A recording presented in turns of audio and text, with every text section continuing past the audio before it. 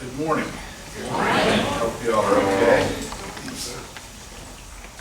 Glad to have visitors. So she's helping you clean out. We've noticed that Bob's not here today. Can't go that far.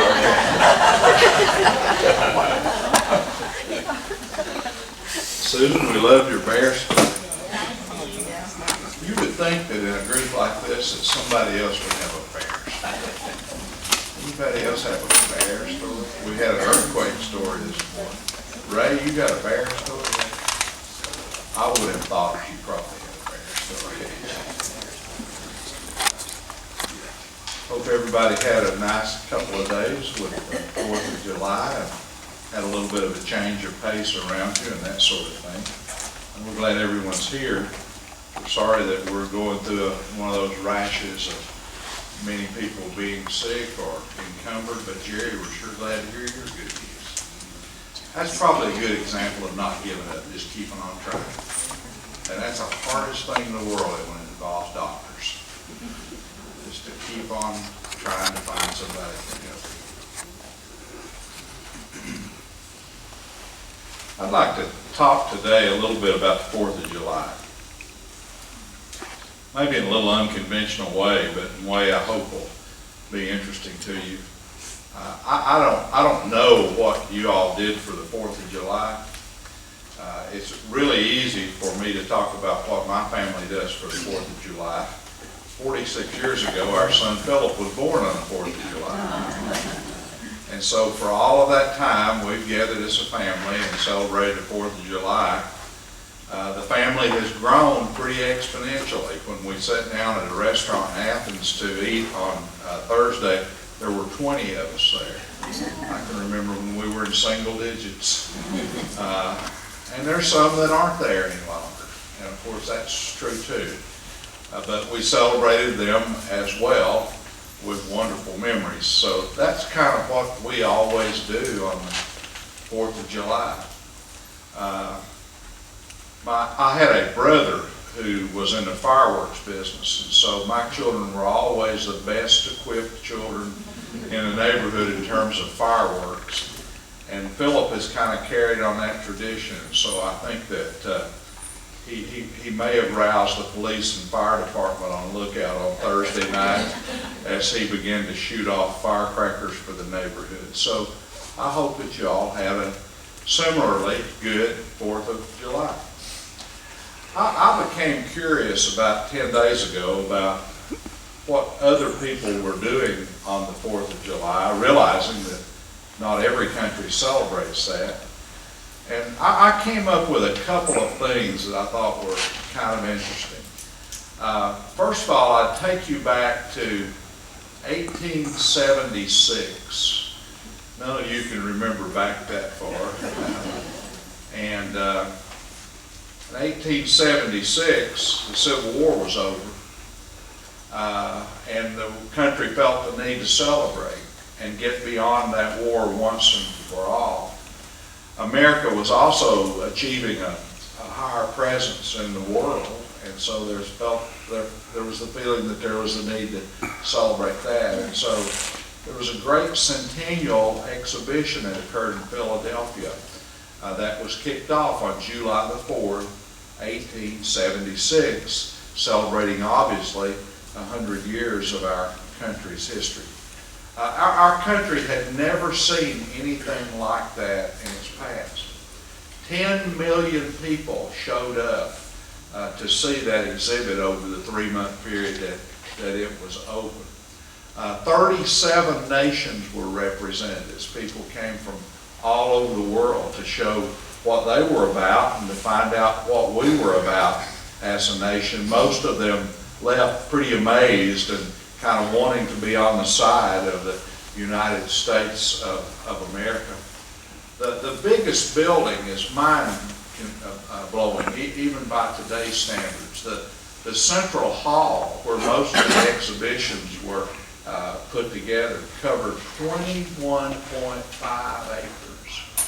to imagine a building that would cover 21.5 acres. There were also 199 other buildings that were constructed on that site. There were 5 miles of fencing that enclosed it, so you couldn't get in without buying a ticket. And so when you think about something that was of that proportion and that many people coming, that was a really, really huge idea. There was a theme for all of it, and the theme was basically that the world had gone through a lot of different wars, that America especially had gone through probably the awfulest war that had ever been experienced, and now it was a time for people to come together and to try to begin to create one nation under God and maybe one world in the same way. It's interesting how the more things change, the more that they stay the same, because there was a great fear that had preceded that Centennial Exposition. And the great fear was that no one would come, especially from other parts of the world. And the reason for that was that the United States was trying to pay now for the Civil War.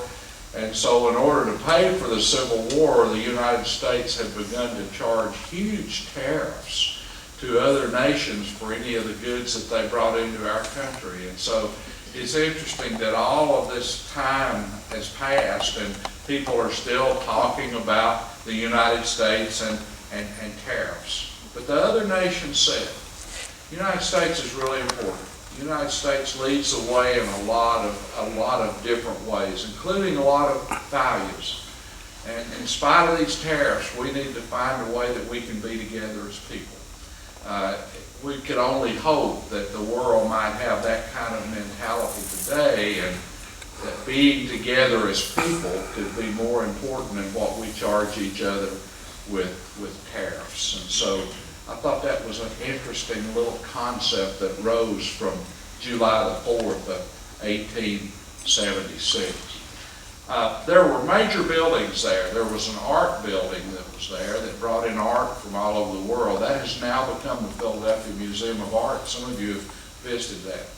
There was a horticulture building that had brought in plants and flowers from all over the world. And people had a great deal of interest in their gardens and in plants and flowers, signaling that we could have a world that was evolving that could grow something besides what we had to eat, that could grow something that would beautify.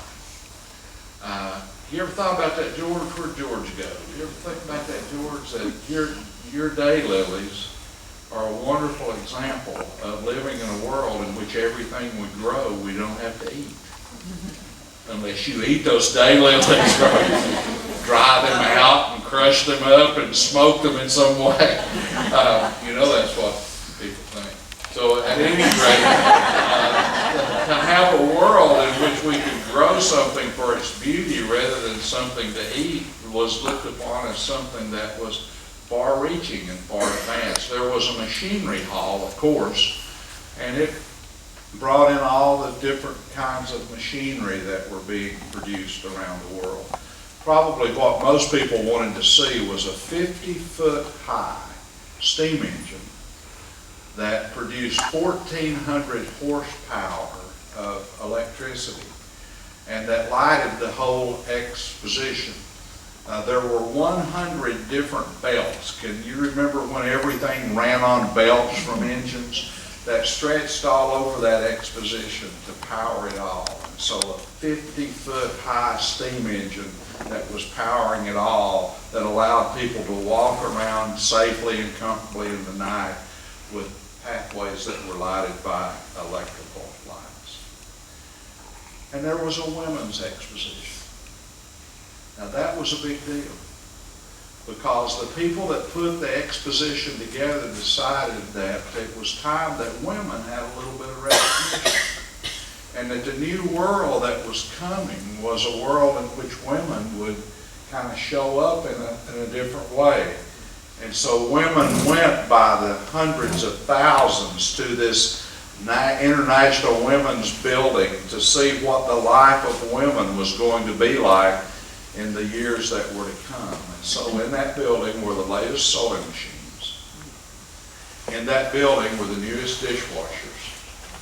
In that building were automatic sock and mitten garners. In that building there were irons that were lighter than any irons that had ever been created until that time. And in that building there were machines that would help women be able to make buttonholes and sew on buttons without all the labor of putting that together. So you can see what was being expected out of women for the next generation, a kind of a mechanized same old from what they had been doing, although there was a reform movement that was mounted in that building. And the reform didn't have anything to do with politics and didn't have anything to do with elections. The reform had to do with women's dresses. And the radical idea was that there were forms of women's clothing that were being introduced for which women did not need to have corsets.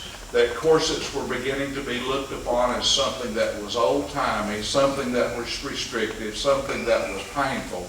And so now as women bent over their irons and their sewing machines and their washing machines, they didn't have to worry as much about being corseted. There were a few great attractions at that convention in 1876. Ulysses S. Grant showed up. He and his wife. He was the president then. He had become, of course, the military hero of the United States in the Civil War. What people were beginning to understand was that Ulysses S. Grant was making a pretty good American president as well. The Philadelphia Inquirer, which was the major newspaper, of course, assigned people to follow U.S. Grant around. And they were following him around not to see what he had to say or to see what policy he might be putting forward.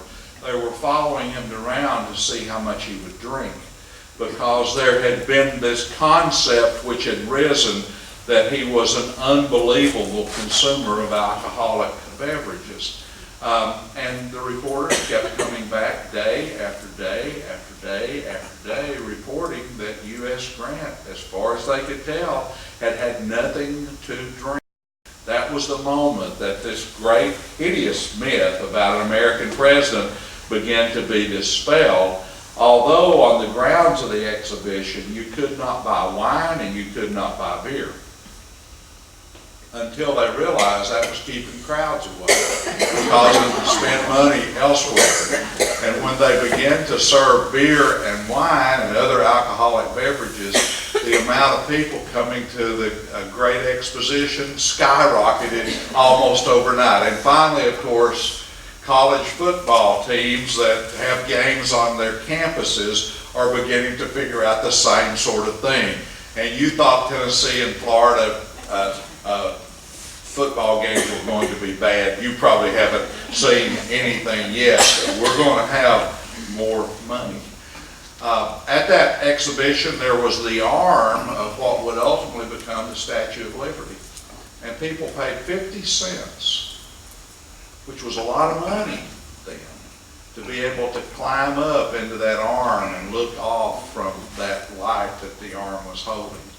I want you to remember this. This will help you on Jeopardy once more. There was introduced at that convention a convertible portmanteau.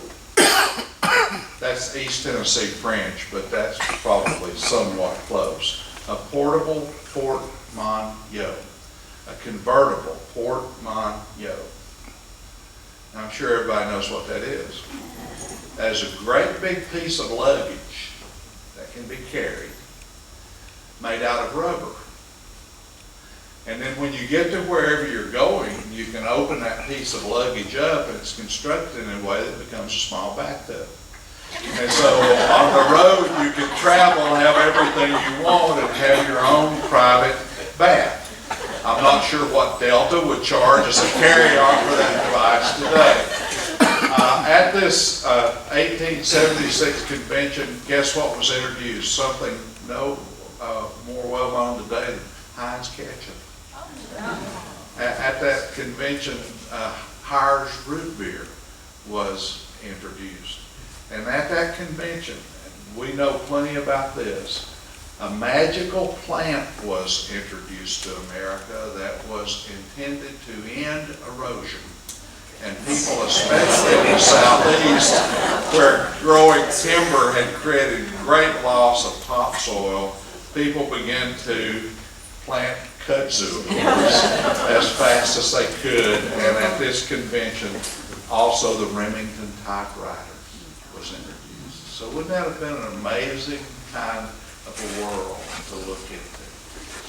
There were two other concerns that these people had that I think were really interesting. First of all, there were religious leaders from around the world that met from all kinds of different faiths and met from all kinds of different American church traditions, and were deciding what kind of presence they wanted to have at this great convention. So on July the 4th of 1876, there was an interest in religion. There